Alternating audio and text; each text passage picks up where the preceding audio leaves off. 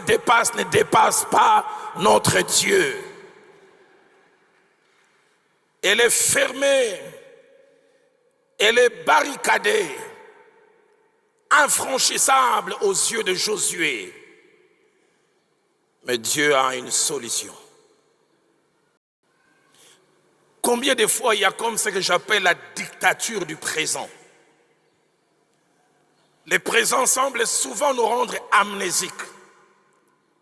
Ça nous fait oublier plusieurs choses. Nous ne voyons que ce qu'il y a aujourd'hui.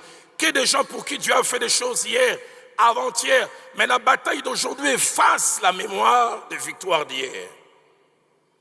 Celui qui se tient devant Jéricho qui est fermé, barricadé, qui semble impuissant, mais qui nous donne aussi l'impression d'être amnésique, avec deux richesses.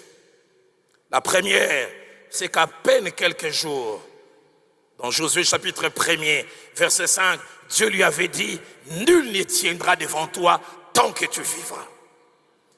Il était détenteur de ça, nul ne tiendra devant toi. Mais regarde cette montagne, il dit, bon, Nzambe koloba loba kaka kolobeza bien, mais awa na kobanda. Mais deuxièmement, il venait d'être témoin de quelque chose de glorieux. Et lui et le peuple étaient arrivés devant le Jourdain, obstacle naturel. Et on voit un calme, permettez-moi les termes, olympien, que Josué avait. Et Dieu l'inspire, il dit au sacrificateur de porter l'arche trémier et les eaux vont s'ouvrir. Il a vu les eaux du Jourdain s'ouvrir jusqu'à ce que les derniers de peuple puissent passer. J'aimerais dire à quelqu'un, il est le même hier, aujourd'hui, éternellement. Le Dieu qui t'a rendu victorieux hier peut encore le faire aujourd'hui. Ne laisse pas aujourd'hui te faire croire qu'il n'est plus capable. Ce qui nous dépasse ne dépasse pas notre Dieu. Matthieu chapitre 14, versets 15 à 17. Les disciples sont dépassés. Jésus, comme un bon prédicateur pentecôtiste, a enseigné depuis le matin jusqu'au soir non-stop et la multitude l'a suivi. Et le soir arrive, ils veulent arrêter la prédication de Jésus pour que chacun parte, mais Jésus continue encore. Et puis quand Christ finit, il vient lui dire, il se fait tard. Il n'y a aucun endroit pour donner de la nourriture à ces gens. Relâche-les enfin que chacun aille trouver quelque chose à manger. Jésus les regarde, il dit, ils n'ont pas besoin de s'en aller. Donnez-leur vous-même à manger.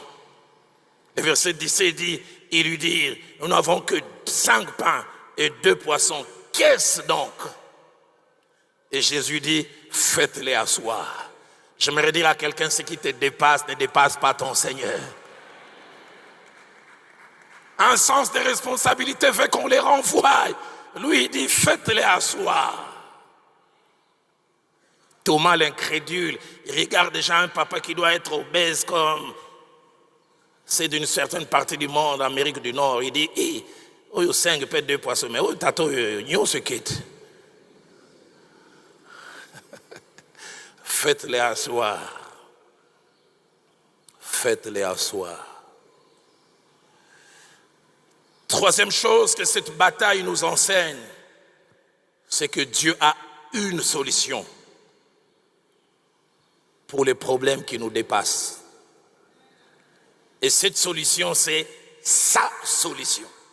Aide-moi à dire à ton voisin, Dieu a une solution qui est sa solution pour ton problème. Tu ne la vois pas, tu ne la réalises pas, mais elle n'est pas moins présente. Dieu a une solution. Les jours où Israël était sur les champs de bataille, depuis 40 jours, subissant les affres de Goliath, l'humiliation, l'abaissement. Le roi Saül ne savait que faire. Il se demandait, qu'est-ce que je fais là 40 jours? Dès l'instant où Isaïe dit à son fils, prends ce morceau de pain, prends ces quelques fromages, va sur les champs de bataille et va voir dans quel état se trouvent tes frères et ramène-moi des nouvelles. Et j'aime ce qu'il dit, ramène-moi des nouvelles sûres. Chaque pas qui rapproche David du champ de bataille, le ciel est en train de dire match et... Mais ceux qui sont sur les champs de bataille ne voient rien. J'aimerais dire à quelqu'un, ton Dieu travaille pour toi.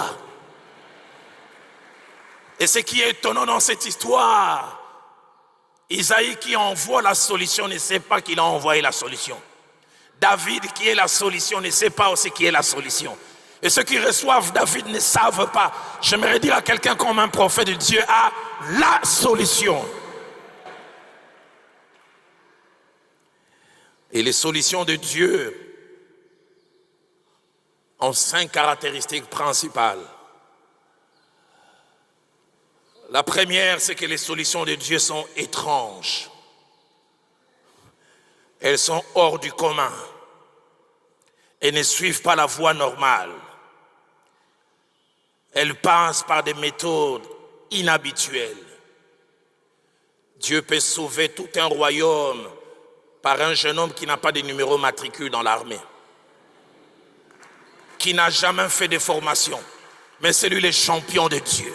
J'aimerais dire à quelqu'un, il a une solution étrange pour toi. Deuxième caractéristique des solutions de Dieu, elles sont insolites. Lorsqu'on dit d'une chose qu'elle est insolite, c'est qu'elle provoque l'étonnement. Elle provoque la surprise par leur caractère inhabituel, contraire aux usages et à la logique. Je prie que le Dieu insolite te visite.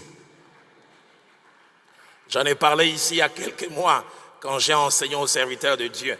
Un aîné à moi, je le vois de moins en moins depuis quelques années. Malgré que je suis avancé en âge, chaque fois qu'il me voit, il m'appelle toujours Petit Dalo.